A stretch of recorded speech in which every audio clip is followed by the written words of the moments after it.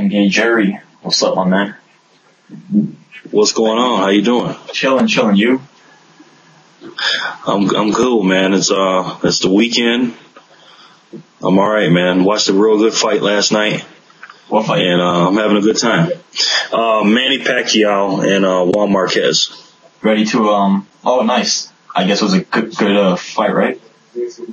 Real exciting, yeah. And who won that fight? Pacquiao was winning until he made the fatal mistake of he got a little too aggressive and he got knocked out. I see. Okay, yeah. I mean, I don't watch boxing, so that's why I asked. But anyways, Yeah. ready to get down to this topic here. Let's get down to business, man. What's the topic? Topic is was Jordan was nothing without Pippen? Without that guy right there in the middle? Yeah, where is he? That guy right there. Yeah, there we go. Now, to me, obviously. So where did this question stem from? Where did you hear this from? You know, it's all over YouTube. Like these absurd fans just posting comments that, hey, you know, this guy was nothing without Pippen. You know, he needed Pippen for everything. And, you know, that comes down to the concept of people being so close-minded, you know, because what they look at is just rings. Rings. If he didn't win a ring, he was nothing without that guy. If he didn't do this, he was nothing without that guy. Like, really? I mean, rings is only one aspect of greatness, correct? Derek? That's correct. It's a big category, but yeah. Yeah, I mean, no doubt about it. Big aspect. It's a big accolade, but it's so absurd how people just look at that, you know. But let's keep in mind, Jordan played 5 seasons without Scottie, Maurice, Pippen. All right, that's his first 3 seasons as a Bull and his last 2 as a Wizard. Now let's just look at his first season, the 84-85 season. This guy was averaging 28.2 points per game. 28.2 points per game without Pippen. Now let's go on to his second season, the 86-87. The 85-86 season. Despite the fact that he was injured for 64 games, he played only 18 games. What did he do in the first round of the playoffs against undoubtedly the greatest Celtic team of all time, the 85-86 Celtics, where they won 67 games? He dropped 63 points in the second game of the playoffs. No Pippen, again.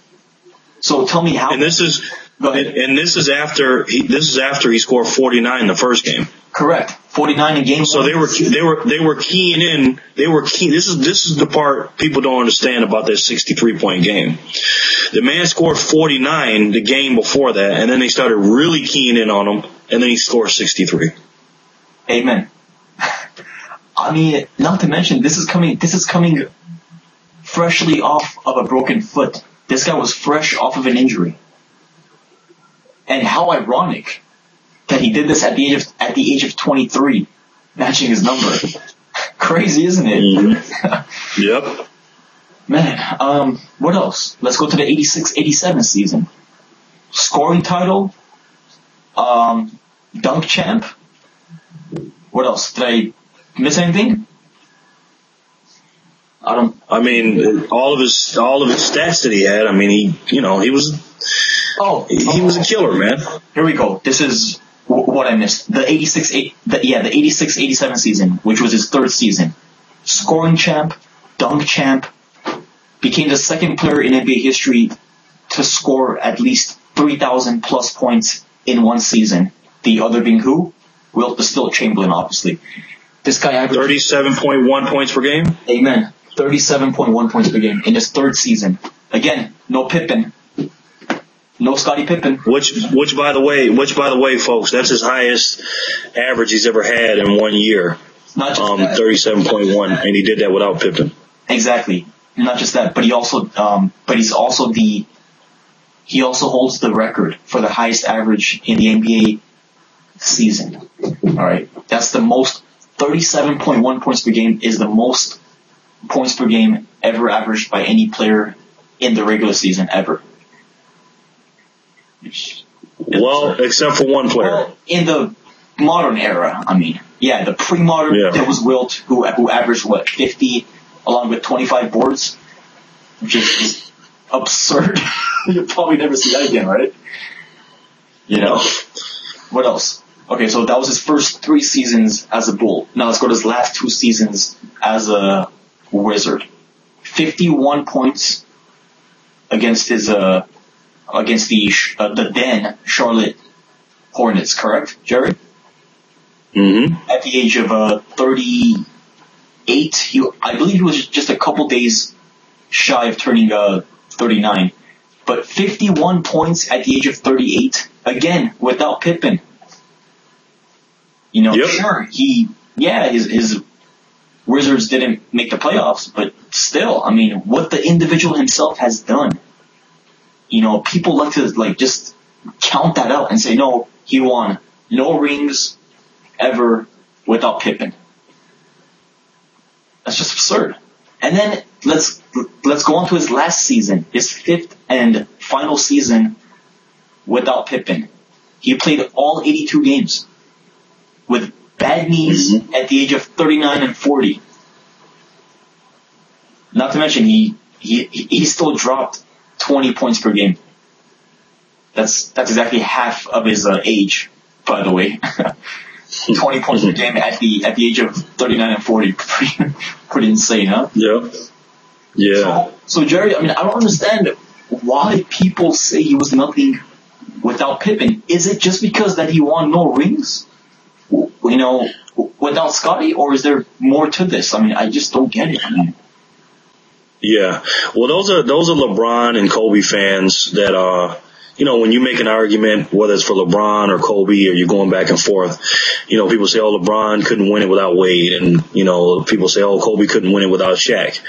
And those people that were trying to protect their favorite players, that think that their favorite player is better than Jordan, they'll use the argument, well, Jordan couldn't win without Pippen. Exactly. Let me tell you guys something, folks. This is for the LeBron fans and the Kobe fans out here. Listen, I talked to you about this last night. Let's talk about Michael Jordan, what he did with Scottie Pippen. Okay? For somebody to say Jordan was nothing without Scottie Pippen, obviously he doesn't know the history of the game. So let me school you on something real quick. Let me give you a little analogy. When Michael Jordan received Scottie Pippen out of the 1987 draft, because the Seattle Supersonics drafted him, they traded him, I believe, for Olden Polynice. Correct. He was a skinny, I mean, I'm not going to say he was a nobody and he couldn't play, because obviously he was an NBA player. But you compare him to what Kobe Bryant got in Lamar Odom. Now, Lamar Odom, not only was he already in the NBA established, considered the goods by Kenny Smith, but even coming out of college, Lamar Odom was a superstar in the making. This guy could do everything. He could dribble, he can shoot, he can playmaker, he can rebound, he could do everything. He was a lot more talented and skilled than Scottie Pippen. So when Kobe Bryant received him, he's already a veteran in the NBA, and he got traded to the Lakers in the Shaq trade or whatever. Michael Jordan got a raw, young player in Scottie Pippen that never played one single NBA game. Ever. And Scottie Pippen will tell you himself what Michael Jordan did for his career. Now, I'm not going to sit here and say Michael Jordan literally made Scottie Pippen, because that would be disrespecting Scottie Pippen's hard work. But if it wasn't for Michael Jordan, Scottie Pippen himself would not have been a 50 greatest player. So for Michael Jordan to help Scottie Pippen become a 50 greatest player, and you saw what happened to Lamar Odom. I mean, he's a great player, but he never panned out. He never lived up to his potential. Not only did Scottie Pippen surpass his potential, way overfilled his cup of skill and talent, but he became a far better player than Lamar Odom did. Can you imagine if Lamar Odom, with the same skill set and the same amount of years in the NBA, would have went to Jordan, and Scottie Pippen, fresh out of college, would have went to Kobe? Folks, Michael Jordan is that great. He actually helped make a 50 greatest player. So if somebody comes to me and say Jordan was nothing without Pippen, I look at him like, you really don't know what you're talking about. Now, if you come to me and say Scottie Pippen was nothing without Jordan, then we can talk. Amen. And something else that people don't really know is that just a stat here. Shaq and Pippen thus far are the only two players in NBA history to be among the top 50 greatest players of all time when playing under a decade. Shaq was obviously drafted in 92. He became a top 50 all-time great in 96, and Pippen himself was drafted in 87, and he became a top 50 all-time great in 96. So for Pippen, it was in his 9th year. For Shaq, it was in his, 4th year. Right? I believe? Yep. 92, 3. Yeah, 4th year. Something like that, yeah. But, now let's just give a hypothetical prediction here. How many rings would Jordan have won without Scottie Pippen? Say he had a different player at that same position. I want to predict that he would have probably won. Let's see, knowing Jordan and his caliber and his mindset, I want to say about maybe 4 rings. Yeah, there's a lot of variables that go into that. Exactly. As far as where you go in the playoffs, like your seeding and who you're playing and who the player was. Instead of Scottie Pippen. So it's hard to say that, but I will say this though. Scottie Pippen, and I've said this before, this is not to disrespect to Jordan. I don't think Jordan would have had 6 without Scottie Pippen because of what Jordan did for Scottie Pippen. He helped him become the player that he is.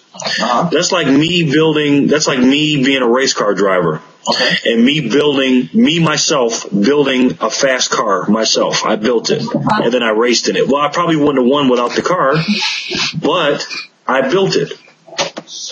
Okay. And that's how I look at Scottie Pippen. Dude, I just think it's absurd how they think that, this guy would not have won any ring without Pippen. People say, okay, he could have had maybe 4, 3, 2, 1, and some even say 0. That's just the most absurd thing I've ever heard, thus far. Yeah. Scottie Pippen definitely played a huge part in his number 2 role as the sidekick for Michael Jordan when those 6 championships. Michael Jordan definitely benefited having Scottie Pippen. And I'm not saying he didn't.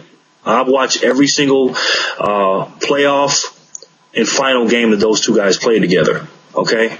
But Jordan, man, this guy, his mindset was something else. I can't, you run out of words and accolades to talk about this man. And Scottie Pippen, arguably, to a lot of people, they thought he was one of the best all-around players, if not the best all-around player in the NBA in the 90s. Just because of his skill set. He could do it all. Scottie Pippen could do it all because of the hard work he put in with Jordan and what Jordan taught him, and he trusted Scottie Pippen. That was key. He trusted Scottie Pippen. A lot of people don't realize Jordan seen that potential in him, and he did that for him. So Scottie Pippen's a great player. And all you Scottie Pippen fans, this is not a diss to Scottie. Okay? I love Scottie Pippen. But to say Scottie Pippen made Michael Jordan, do your research, folks. Please. That's just absurd. Man. Again, it's all hypothetical, right, Jerry? We can never see how many. It's fun though. It's fun to imagine, but Michael Jordan definitely couldn't have won a championship by himself if he didn't have great teammates and stuff like that. Talk about that, Jerry. Then again, nobody wins championships by themselves. Basketball's a team game, right? It's a team accomplishment. There's no question. By himself. You know what I mean? Yeah, it's a team accomplishment. Exactly. I've heard that before somewhere, but what I'm saying is Michael Jordan definitely greatest player all time on my book, and until I see somebody win a championship by themselves, come talk to me. Exactly. There you guys have it. Let me know what you guys think. That was my boy, NBA Jerry, to my left, to his right, I guess. But we'll get to you guys soon, alright? Take care. Thanks for having me. Anytime, brother.